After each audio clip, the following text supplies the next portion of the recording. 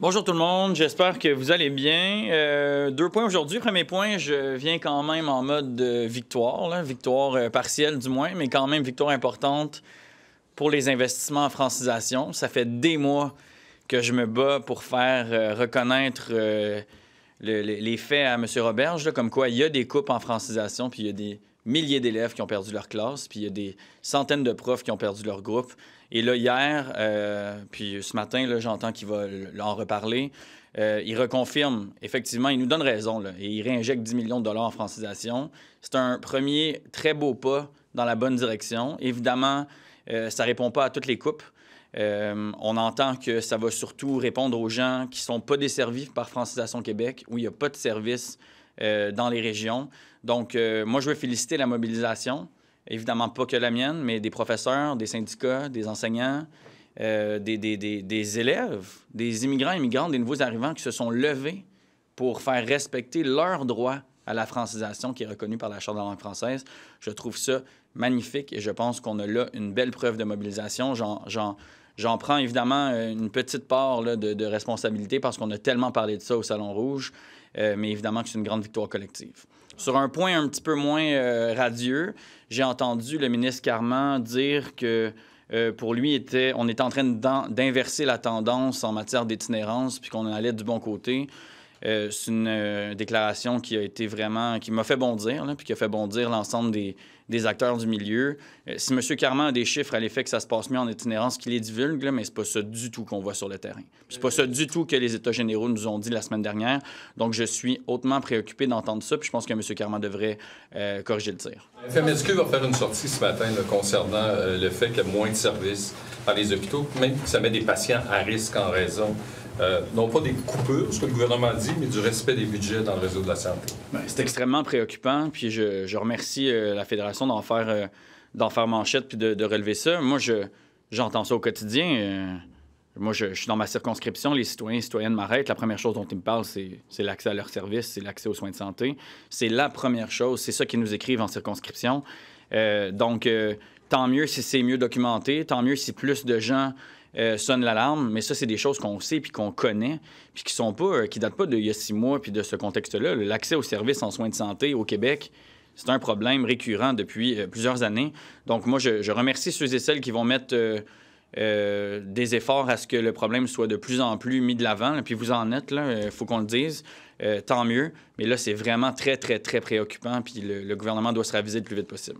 La francisation, est-ce que vous pensez que l'annonce d'hier soir va suffire à calmer la grogne, le mécontentement sur le terrain? Moi, j'ai parlé à plusieurs gens du milieu. Il y a une bouffée d'air frais par cette décision-là, puis il y a un sentiment qu'ensemble, on peut changer les choses. Il y a, ceci dit, un sentiment, puis je l'ai dit tantôt, de demi-victoire ou de victoire partielle. En ce sens où c'est à peu près la moitié, là, selon les calculs approximatifs, des étudiants et étudiantes qui vont retrouver leurs cours. Il en reste une autre énorme partie qui ne les retrouveront pas à cause de cette mauvaise organisation de transition-là totale. Puis le commissaire en langue française en parlait hier. La fermeture des classes en centre de service scolaire sans avoir initialement prévu la transition vers Francisation Québec puis l'ouverture des groupes, c'est une désorganisation totale qui met à mal la langue française. Puis là, le ministre va permettre de rouvrir certains cours. Mais comment ça se fait qu'on n'a pas fait ça il y a 1 mois et demi, quand les cours allaient fermer? Comment ça se fait qu'on n'a pas... Je veux dire, on l'a décrié, les syndicats étaient là, les commissions scolaires étaient là à dire « fermez pas nos cours ». Là, il y a du monde qui a été mis à pied, il y a des groupes qui ont fermé, il y a du monde qui ont perdu leur groupe classe. Puis là, on va les ouvrir là au quoi? On est quoi, 5-6 décembre? Pour, je veux dire, à une semaine de quoi? De la pause des fêtes, pour finalement réouvrir un groupe en janvier. Les gens vont avoir perdu combien de semaines de classe? Je veux dire, quelle mauvaise organisation, quelle mauvaise gestion. Puis... une chance quand même que le commissaire en langue française, hier, est venu dire « wow, là, il y a vraiment péril dans la demeure. Là, la langue française puis la fermeture de couple, la fermeture de classe, ça va vraiment dans le sens contraire du rapport qu'il a publié en mai. » Puis il a rappelé à l'ordre le gouvernement. C'est ça qui s'est passé hier. C'est un rappel à l'ordre en bonne et due forme. Puis M. Robert, j'avais pas d'autre choix matin. Puis hier, que de dire, ouais, OK, je corrige parce qu'il y a un droit réel à la francisation. Puis là, on ferme des groupes. Mais quel fiasco, quelle mauvaise organisation. Elle a dit hier, à propos de Mme Gazal, qu'elle reprenait la rhétorique d'Arun Boisy et qu'elle devrait présenter ses excuses à l'Assemblée nationale relativement au fait qu'elle a dit notamment qu'elle se sentait exclue quand M. Legault parlait du fait qu'il y a beaucoup d'immigrants, beaucoup trop d'immigrants temporaires au Québec. M. Jean Barrette a fait son appel au règlement. On était tous et toutes au Salon Rouge. La présidente s'est levée et a dit que les propos de Mme Gazal étaient tout à fait permis dans l'enceinte. Pour moi, le débat est clos. Là. Pour moi, on passe à autre chose. Mme Gazal posait une question en francisation. Puis elle posait une question de fond où le gouvernement paraît très mal. Et je pense que c'est probablement cette raison-là qu'on essaie de détourner cette question-là puis du camouflet là, assez sévère que le commissaire à la langue française a infligé au gouvernement. Pour moi, c'est ça la vraie question. Mais selon vous, est-ce que M. Legault, par ses propos, parfois, peut blesser des immigrants, des nouveaux arrivants? Bien, Mme Gazal a témoigné de son ressenti. Puis moi, je le trouve tout à fait à propos et justifié. Elle a dit « c'est comme ça que je me sens ». Là, je ne vais pas parler pour les sentiments de milliers d'immigrants puis de nouveaux arrivants. Ils le feront. Moi, je n'en suis pas un, là, dans le sens où je ne suis pas directement visé. J'en côtoie tout à fait. Écoutez, moi, je ne vais pas commenter sur les sentiments de tous et chacun. Pour moi, cette histoire-là, Ruba a fait son commentaire. Tout à fait à propos. La présidente a réglé, a tranché. Pour moi, c'est la fin de l'histoire. On Quebec, that wants to ask Quebec wants the Supreme Court of Canada to review this ruling on random police traffic stops that may lead to racial profiling.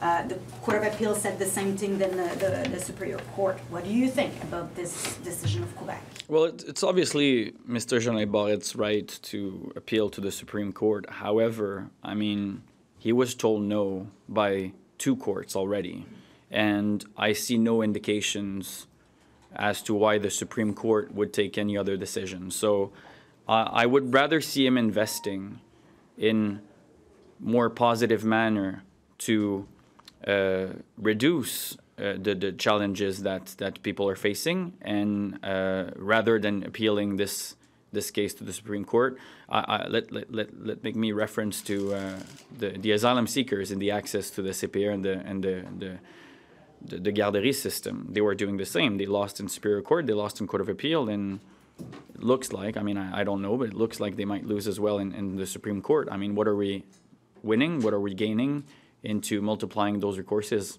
I don't know. I mean... On the $10 million for, is it embarrassing? No, don't fight. No. Mais c'est un scrum. Yeah. Is it embarrassing what's happening? Well, okay. So there's. I came here with a partial sense of victory. We were very, very vocal at the National Assembly on this topic, and unions and school boards were very vocal as well. Professors, but also.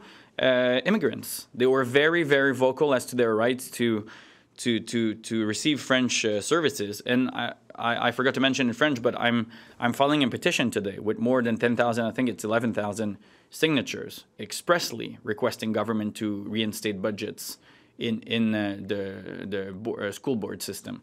So, I mean, I think it is very problematic that it took so long for the government to take the good decision.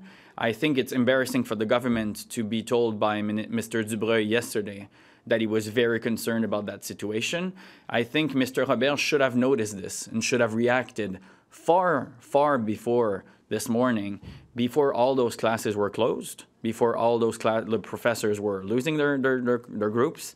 I think it's a very, very, very late reaction, and it's a partial reaction because we're still needing more funding. Perfect. Je peux-tu vous demander une question en français au sujet aussi de la contestation des interpellations policières en français? Parfait.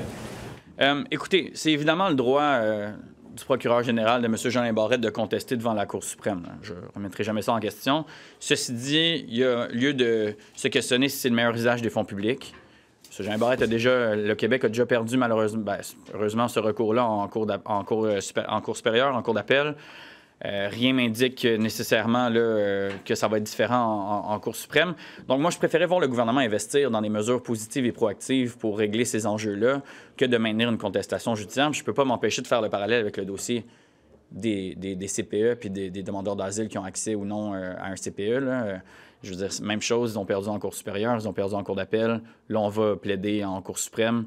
Je pense qu'on mériterait puis on gagnerait davantage à investir pour régler les problèmes de fond sur le terrain. Mais bon, évidemment, c'est leur choix puis c'est leur possibilité de le faire, puis ils géreront en conséquence. You will vote today on Bill 74. I listened to your comments again yesterday afternoon. The bill's not really changed very much, some little amendments. What do you think it says, what kind of message does it send to the universities and CEGEPs? I mean, I fought very hard to include more consultation with those universities and CEGEP.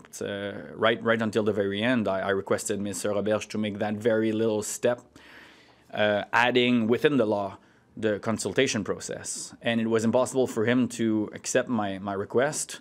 It tells me a lot as to his real intentions on the ground, and I feel concerned. And universities did come concerned within the consultations and were requesting the minister to make very positive and proactive measures to reassure them, and none of that happened. So this is why I am in favor of the principle of a better management and planification of temporary immigrants. I did stated that multiple times in my speech. I am in favor of reducing temporary immigrants, namely the students. However, how it's done is where I have concerns, and the possible attack to universities' autonomy and to their liberty and their freedom of management of academic development, I feel is very much a problem, and I'm very concerned that Minister Roberge couldn't make the step forward to reassure them. So all of your concerns are still on the table?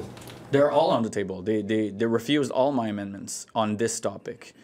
We were able to win a planification of temporary immigrants within the new planification, which is a very solid win for Québec solidaire. I've been pushing this for a while now, and this is very positive, and we made sure to include this in the bill, which wasn't in the bill, which I have difficulty to understand. I mean, it's a very, very solid win. Now we're going to plan with the temporaries as well. However, with regard to universities and CEGEPs, nothing was done to reassure them. Merci,